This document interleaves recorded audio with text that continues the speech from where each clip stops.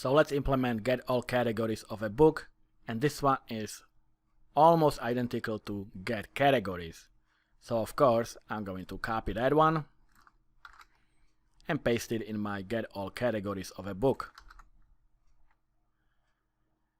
So let's see what's happening here. Well, we want to return all categories, in other words, IEnumerable of category at DTO. So we have that already created here as a list of categories.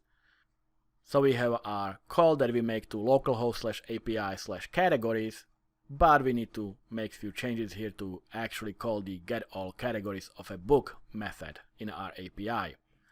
So I'll use the $sign to make a string interpolation, and after categories, when you looked in your documentation, you know the API call requires URI to be /books and then /book ID. Since I'm using string interpolation, I'll put it in curly braces and pass in the book ID.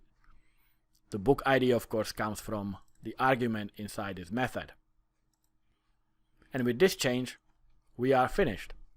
After we make the API call, we get all the categories that belong to this book in our result. We make sure it's successful.